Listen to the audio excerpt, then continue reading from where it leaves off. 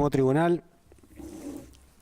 antes de entrar a analizar individualmente la responsabilidad de cada uno de los imputados, vamos a hacer una introducción respecto al nivel de intervención delictiva de cada uno de los imputados, teniendo en cuenta un análisis del grado de autoría y participación correspondiente. Respecto, obviamente, de los hechos que se le atribuyeron a este plenario. Para este cometido, estimo útil partir de una de las premisas abordadas por el jurista español Ricardo Robles Planas en su tesis, La participación en el delito, fundamentos y límites, obra que se ha erigido en un material de insoslayable consulta en materia de análisis de hechos delictivos donde concurren varios intervinientes. En primer lugar, el autor citado propone emanciparnos de la idea de considerar la noción de autor como punto de partida de la construcción de toda la dogmática de las formas de intervención, ya que es solo un subconcepto secundario del concepto primario de intervención en el delito. Asimismo,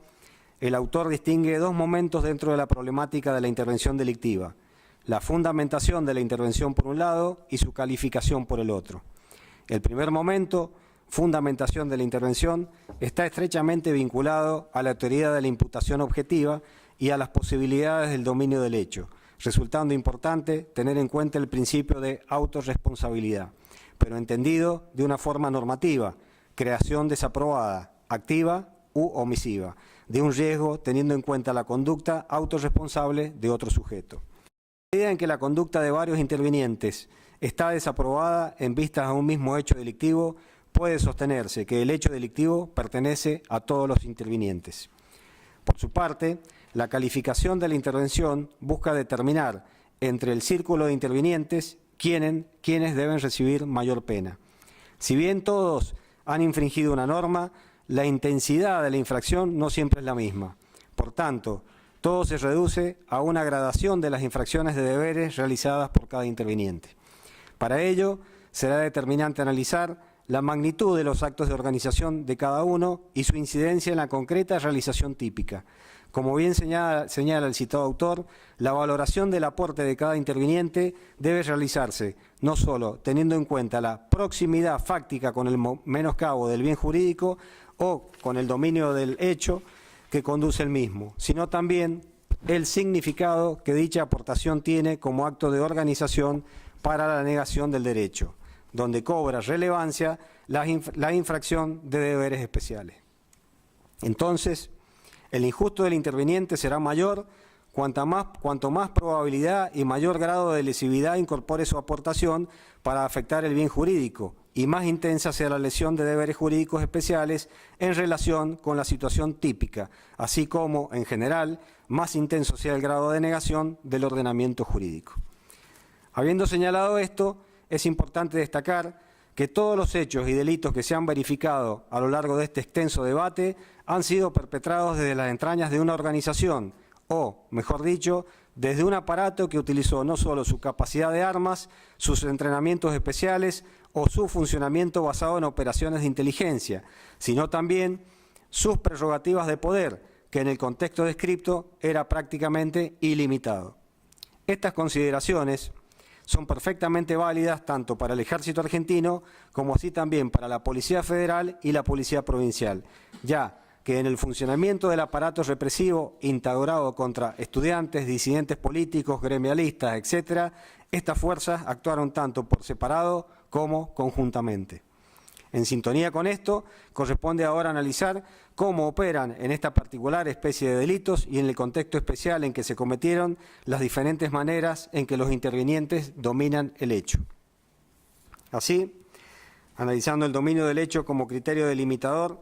de la autoría, el dominio de la voluntad en virtud de estructuras de poder organizadas. Siguiendo a Klaus Roxin, bajo la autoridad del dominio del hecho se entiende que es autor aquel que tiene en sus manos la concreta posibilidad de que el resultado típico se produzca con su intervención o se frustre al retirarlo. Desde este punto, señala que bajo la concepción del dominio del hecho puede hablarse de autor, primero, en eventos de dominio de la acción, es decir, en aquellos en que el sujeto realiza la acción típicamente personalmente. Segundo, cuando se da el dominio funcional, es decir, si presta en la fase ejecutiva una aportación al hecho funcionalmente significativa, coautoría, y por último, 3, si hay dominio de la voluntad, bien sea por falta de libertad de quien ejecuta la acción o por desconocimiento del sentido objetivo de su accionar o en el marco de un aparato de poder organizado. Más adelante veremos cómo algunos imputados, como Olivera, De Marchi, Del Torquio, Gómez, Vic, Rodríguez, Coronel, Ortega, Cardoso, entre otros, actuaron con dominio de la voluntad por tener control de un aparato organizado de poder y, por tanto, son susceptibles de ser considerados como autores mediatos, mientras que, por ejemplo, los imputados Martel, Torres, Abayay, Manrique y Méndez Casariego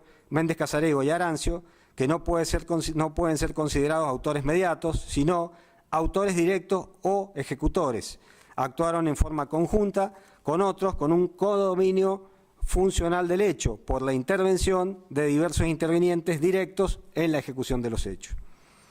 El dominio funcional del hecho, característico de la autoría en relaciones horizontales, según la doctrina dominante, supone que la totalidad de los intervinientes son cotitulares de la resolución delictiva conjunta,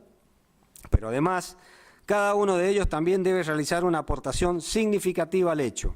Sin embargo, a través de una división de roles que resulte más adecuada a la finalidad perseguida, puede derivarse para la coautoría que una aportación al delito que formalmente puede no entrar dentro del marco de la acción típica sea susceptible de ser considerada como compartimiento de autor. Tan solo debe tratarse de una parte necesaria de la ejecución del plan delictivo, conjunto en el marco de una división del trabajo que lleva a cabo racionalmente. Dominio funcional del hecho, Jeschek, Tratado de Derecho Penal, parte general, Comares, página 703. Sobre este tema volveré más adelante. El dominio del hecho bajo la forma de dominio de la voluntad se concreta en lo que se denomina autoría mediata. Procederé a explicar el dominio del hecho desde el ámbito del dominio de la voluntad, autoría mediata, y más específicamente el dominio que se genera dentro del marco de una maquinaria de poder organizada. Al referirse a la autoría del dominio de la voluntad en virtud de estructuras de poder organizadas, se hace referencia a la teoría introducida por el profesor Klaus Roxin en el año 1963, la cual se propuso como una explicación al fallo emitido por el Tribunal de Jerusalén en el caso de Adolf Eichmann, uno de los responsables del asesinato de miles de judíos en el régimen nacional socialista.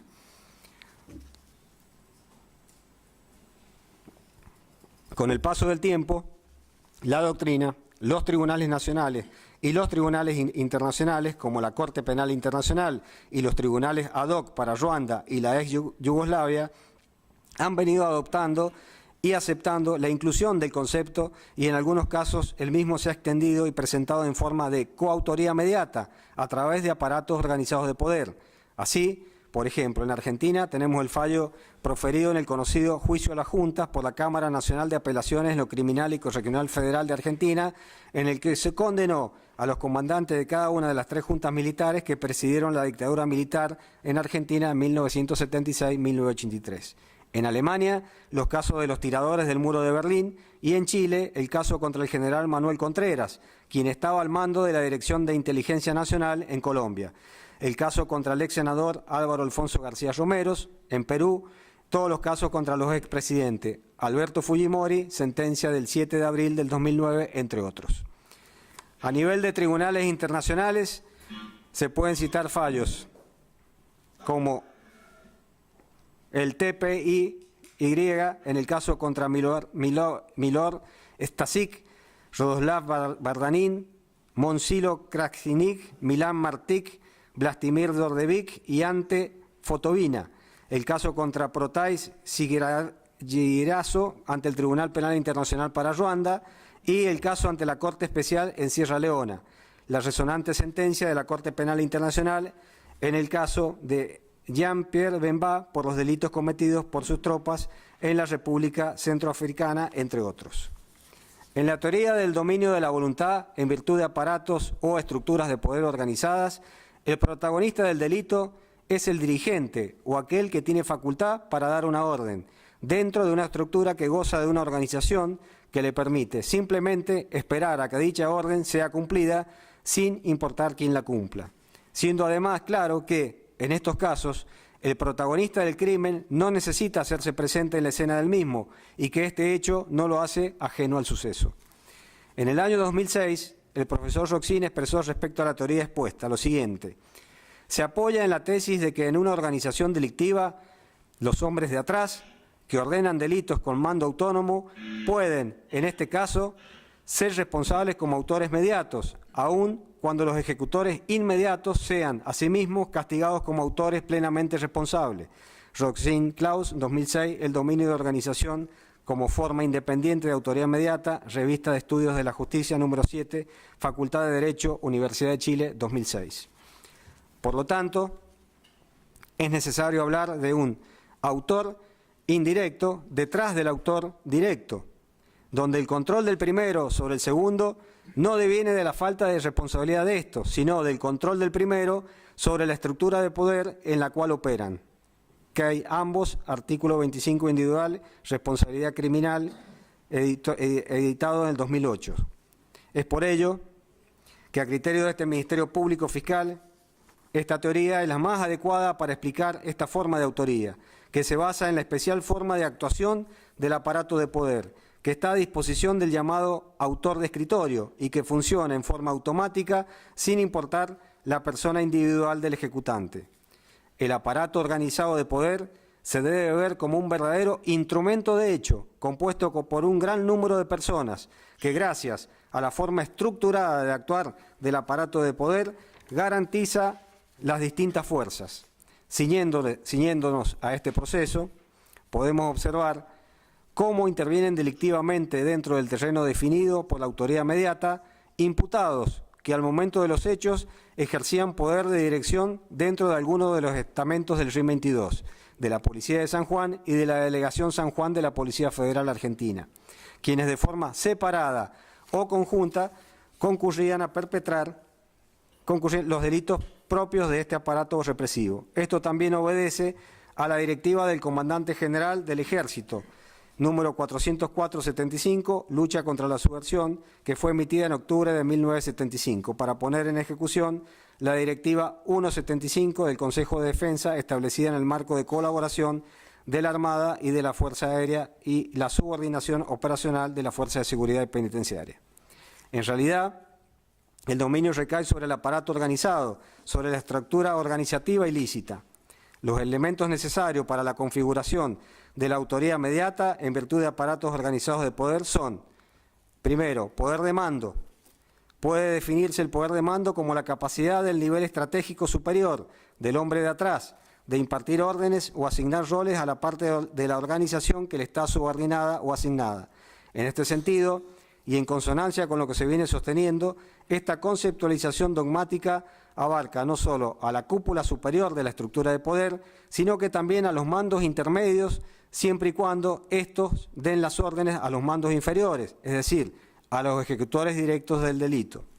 Asimismo, debemos mencionar que las órdenes pueden ser explícitas o implícitas y, por supuesto, no necesitan que queden plasmadas en un documento para que las mismas sean acatadas por los subordinados.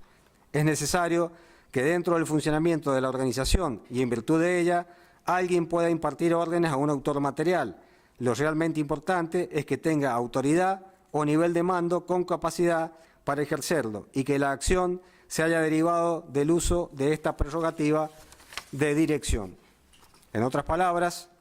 al interior de la organización o como estructura básica de la misma, debe darse la jerarquización de sus miembros y que sea en virtud de la posición jerárquica, sin que importe si la orden proviene de un mando medio o de un mando superior, que la orden de cometer delitos haya sido emitida. En este sentido,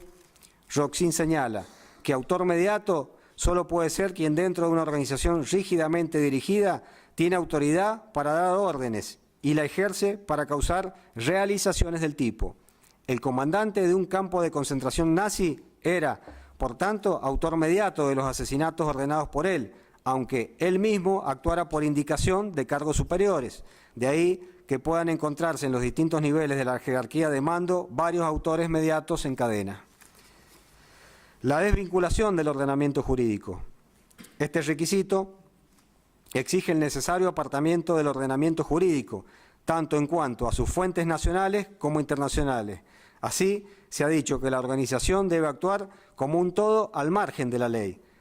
Roxin Claus, 1999, Autoría y Dominio del Hecho en Derecho Penal, séptima edición, Madrid, Marcial Pons, página 277. Este apartamiento comenzó con anterioridad al golpe de Estado del 24 de marzo de 1976, ya que incluso se registran hechos de septiembre de 1974, por ejemplo, caso de Raúl Ávila, en donde las fuerzas de seguridad actúan clandestinamente y al amparo de toda normativa legal para detener personas, interrogarlas bajo la aplicación de tormentos y obviamente sin la posibilidad de la asistencia de un abogado, siempre alojados en centros clandestinos de detención. Y si luego estas víctimas tenían la suerte de ser blanqueadas, se encontraban ante un poder judicial cómplice que no investigaba estos delitos, siendo funcional al aparato represivo. Es importante destacar que ni antes ni después del golpe de Estado, las Fuerzas Armadas o el gobierno constitucional de turno derogaron la Constitución Nacional, los códigos procesales y demás normativa que amparaba a las víctimas de los gravísimos delitos de lesa humanidad que se están investigando. Por consiguiente, resulta todavía más claro el apartamiento de estas normas por parte de quienes dirigían y perpetraban cada uno de estos aberrantes hechos desde las fuerzas de represión. De igual manera, es necesario resaltar que el apartamiento al ordenamiento jurídico no debe ser necesariamente total. En efecto, para ese entonces, junto con la estructura represiva y legal, convivían instituciones estatales que se enmarcaban dentro del derecho vigente. El profesor alemán Kai Ambos, con acertado criterio, enseña que, en el caso de violencia masiva y sistemática estatal, no es necesario que todo el aparato estatal como tal funcione fuera de los límites del derecho, nacional o internacional. Basta que una parte de las instituciones, por ejemplo las fuerzas de seguridad, funcionen como un Estado dentro del Estado e implementen una política de violaciones de derechos humanos bajo el liderazgo de altos funcionarios. Ambos caen trasfondos políticos y jurídicos de la sentencia contra el expresidente peruano Alberto Fujimori, en el libro La autoría mediata, Ara Editores, Lima, Perú, 2010, página 82. Otro de los requisitos de la autoría inmediata es la fungibilidad del ejecutor inmediato. De acuerdo a la construcción teórica elaborada por Roxin, lo que garantiza al sujeto de atrás la ejecución del hecho y le permite dominar el suceso es la fungibilidad, la sustituibilidad o reemplazabilidad sin límites del autor inmediato, el que actúa de manera inmediata, un sujeto autorresponsable, intercambiable en el engranaje del aparato de poder. Dado que la autoría inmediata del ejecutor y la mediata del sujeto de atrás se basan en requisitos o condiciones distintas, una en el carácter de propia mano de su actuación, la otra en el control o manejo del aparato. Pueden lógicamente y teleológicamente coexistir perfectamente. Roxin Claus, Derecho Penal, Parte General, tomo 2, Thomson Reuters, página 112. Con este presupuesto se compensa la falta de control del autor mediato sobre el autor directo plenamente responsable, quien en cualquier momento puede tomar la decisión de abandonar el plan criminal. En este sentido, solo se puede hablar de un dominio por medio de un aparato organizado de poder si se comprueba que la organización produjo un número suficiente de potenciales ejecutores intercambiables y dispuestos a cumplir las órdenes de los estamentos superiores. Al autor mediato no le interesa quién ejecutará el delito y tiene la plena certeza de que si alguno de estos engranajes se niega a ejecutar el delito, inmediatamente será sustituido por otro que sí está dispuesto a hacerlo. Con esta especial forma de dominio de la voluntad, el autor mediato se asegura que se ejecuten las normas impartidas, por ende se logre el éxito del resultado típico descrito en las normas penales. Ciñéndonos al caso que nos ocupa, es fácil advertir que tanto en el Regimiento de Infantería de Montaña 22, como así también dentro del marco de las fuerzas que estaban bajo su mando operacional, Policía de San Juan y Delegación San Juan de la Policía Federal Argentina, se contaba con suficiente personal dispuesto a cumplir con las directivas y órdenes emanadas por los estamentos superiores, permitiendo que, en el caso que alguien no hubiese aceptado la ejecución de la orden, otro individuo haya llevado adelante la directiva correspondiente. Otro requisito impuesta por la teoría que en análisis, la elevada disponibilidad al hecho ejecutor, definido por el profesor Roxin como un elemento esencial con el que debe contar el hombre de atrás para asegurar la ejecución de las órdenes. Este requisito consiste en que el ejecutor material se encuentre más preparado para el hecho. Este condicionamiento, explica Roxin, se debe a muchos factores, todos relacionados con la pertenencia a la organización que opera al margen del derecho, que se reducen al empeño excesivo en prestar servicio y una resignada reflexión del tipo: si no lo hago yo, lo hará otro. El temor a pérdida de su puesto, entre otros, conforme Roxin, Claus, 2006. El dominio de organización como forma independiente de autoridad mediata, Revista de Estudios de Justicia número 7, Facultad de Derecho, Universidad de Chile, 2006. De igual manera, en la causa Automotores Orletti, se señaló que el requisito se vincula con la predisposición del autor directo a la realización del hecho criminal y se puede explicar diciendo que éste no actúa como cualquier ciudadano ante la comisión de un delito, sino que, por el contrario, deja de actuar como ente individual, pasando a ser parte del todo estratégico, operativo e ideológico que integra la organización de poder. Es decir, la pertenencia a la organización da lugar a una tendencia de adaptación y esta pueda llevar al ejecutor directo a una cooperación en acciones que jamás se le ocurrirían si no formara parte de la misma. Es por ello que Roxin agrega que también es un fenómeno típico de las organizaciones el excesivo celo en el servicio, sea por el deseo de hacer carrera, por la necesidad de destacar, por ceguera ideológica o también debido a impulsos sádicos o cualquier otro de carácter criminal, a los cuales el miembro de tal organización crea que pueda ceder sin ser castigado. Roxin, Claus, Dominio de la Organización y Resolución del Hecho, obra citada, página 531. Todos estos factores concluyen en un solo punto: llevan a una disponibilidad de los miembros hacia la realización del hecho delictivo, que es condicionada por la organización, disponibilidad que, junto con la posibilidad de intercambiar esos miembros, constituye para los hombres de atrás un elemento esencial de la seguridad con la cual ellos pueden contar para el cumplimiento de sus órdenes. Esto explica cómo personal militar como Martel, que se desempeñaba en la banda de música, o policías de bajo rango en aquel entonces como Manrique, Torres o Abayay, aceptasen participar de esta clase de operativos, debiéndose agregar que ya era sumamente conocido para los integrantes de las fuerzas en qué consistían los denominados procedimientos antisubversivos. Por consiguiente, puede diáfanamente advertirse que en relación al universo fáctico aquí ventilado, se dan cada uno de los requisitos o presupuestos dogmáticos para atribuir responsabilidad como autores mediatos a quienes ejercían facultades o poderes de dirección o mando dentro del aparato represivo instaurado aún antes del inicio de la última dictadura cívico-militar. En efecto, y de acuerdo a la prueba recolectada en autos, puede sostenerse válidamente que los imputados Olivera, De Marchi, Gómez, Del Torquio, Vic, Ortega, Coronel, Rodríguez y Cardoso tenían la potestad de impartir órdenes a quienes se hallaban a su cargo, toda vez que los nombrados ostentaban poder de mando dentro de la porción de la estructura de la organización que se encontraban al momento de los hechos, bajo su dirección. Asimismo, esta estructura u organización actuaba a fin de lograr sus abyectos objetivos por fuera del amparo de lo que establecía la normativa aplicable, contando con una posibilidad ilimitada de que terceros autorresponsables, con clara predisposición a cometer estos hechos ilícitos, materializaran en el plano de la realidad las órdenes impartidas. Con relación a la base normativa de la autoridad mediata en el marco de nuestro sistema legal, la doctrina más moderna, Sansinetti, Lascano, entre otros, entiende que la autoridad mediata se encuentra descrita en la última parte del artículo 45 del Código Penal, en donde hace mención a los que hubieran determinado directamente a otro a cometerlo.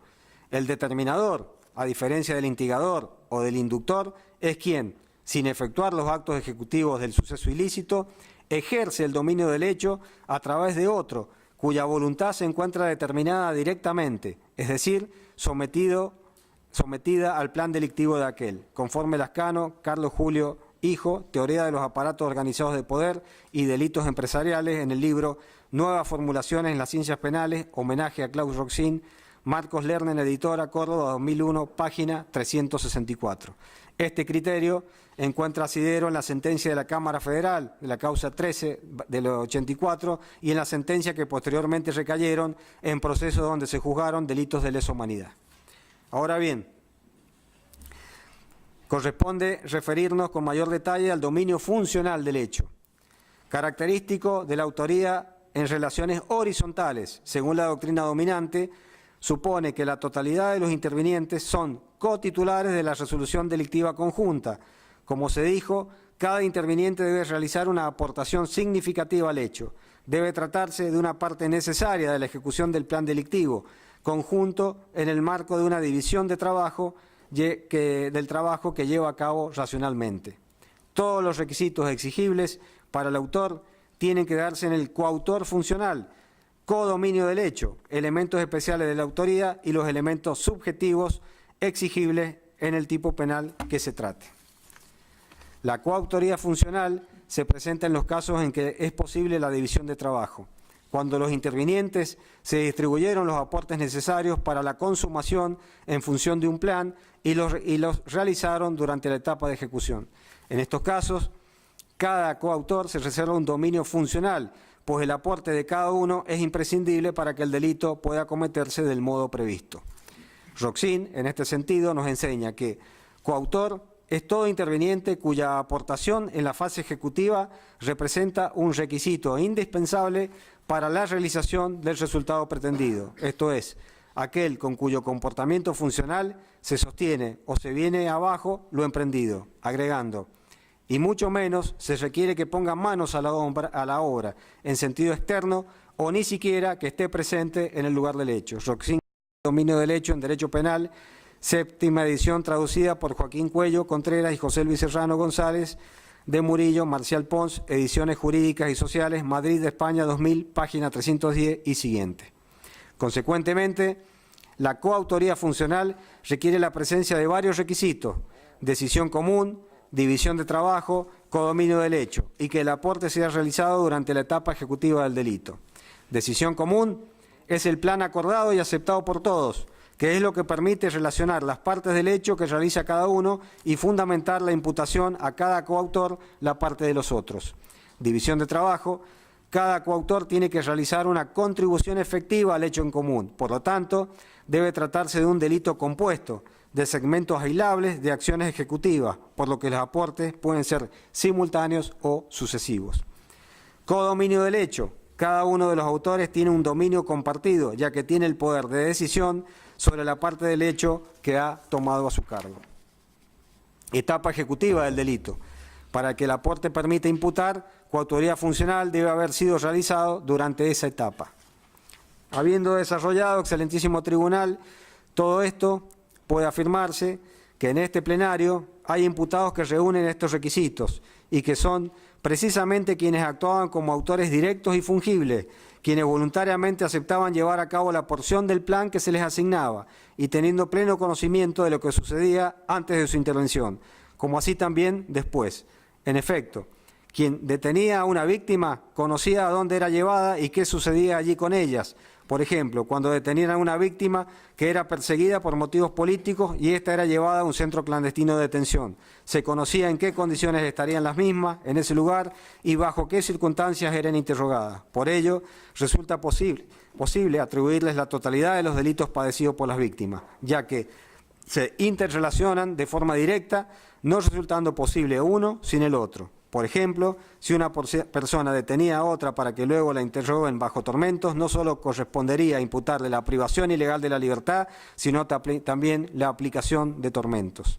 Además, y tal como sostiene el autor español Robles Planas, en la medida en que la conducta de varios intervinientes está desaprobada en vistas a un mismo hecho delictivo, puede sostenerse que el hecho delictivo pertenece a todos los intervinientes. Robles Planas, Ricardo, los dos niveles del sistema de intervención en el delito. El ejemplo de la intervención por omisión, Indret Penal 2, 2012, página 3. Quienes de acuerdo a la prueba reunida se encuentran en condiciones de ser considerados coautores con dominio funcional de los hechos investigados son los imputados Méndez Casariego, Martel, Abayay, Manrique, Torres y Arancio. Este punto será desarrollado con mayor profundidad al momento de evaluar la responsabilidad de cada uno de ellos.